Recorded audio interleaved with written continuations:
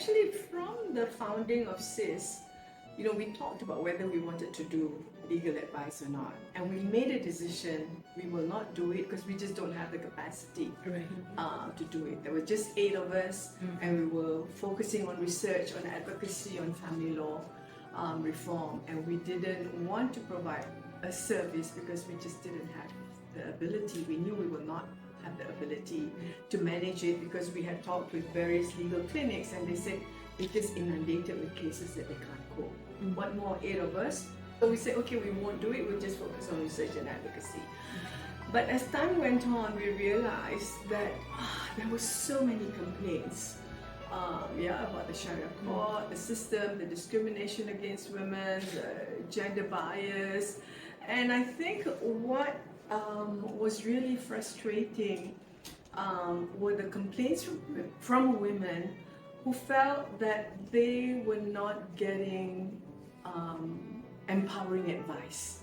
Whether it's from the religious departments or from the legal clinics, government legal clinics, they go to the Sharia court for advice. And very often women are told that they need to be obedient in Islam. A husband has a right to beat his wife, a husband has a right to 4 wives, and all those kinds of advice.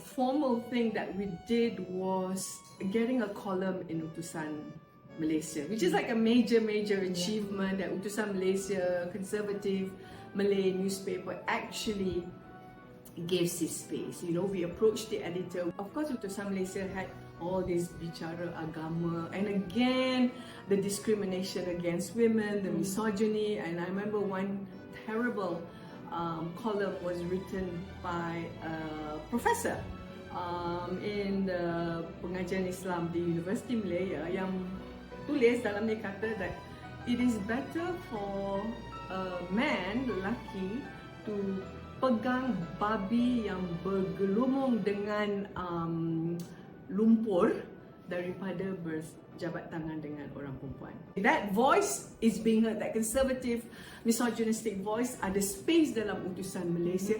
How about our voice that promotes justice, that promotes equality, that promotes compassion in Islam? We want our voice heard.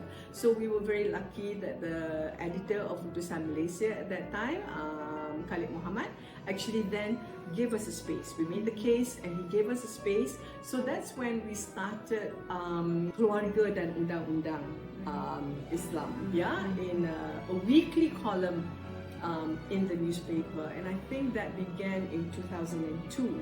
So we then approached several legal firms to help us. It was very heartening that many legal firms were willing to help answer the questions that we were getting from women. Then of course, we just got deluged with phone calls, faxes, letters from Utusan readers, to help us solve their problems, whether it's issue of nafkah, issue of polygamy, issue of cerai, issue of domestic violence.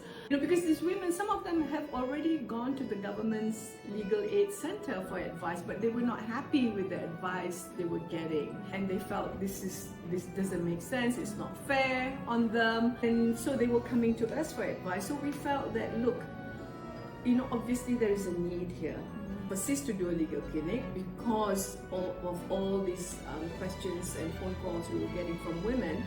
We could use the cases, we could document the cases, analyze the data we're getting from the cases, and use that to support our advocacy for reform.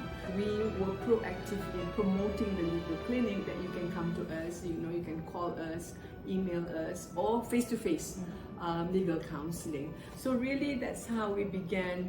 It's really to answer the compelling need for a gender-sensitive legal advisory service in this country.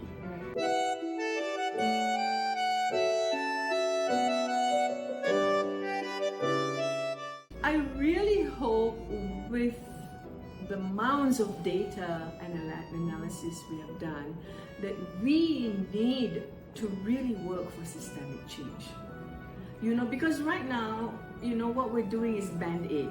Okay, orang ni ada masalah, kita bagi advice. But the masalah continue, right? Dah 20 tahun, the same masalah that we heard, in 2002, 2003. This is 2023, the same masalah. Someone needs to be ashamed that this is going on. Yeah, when the civil law has moved forward to grant women rights, more rights, and our family law stagnation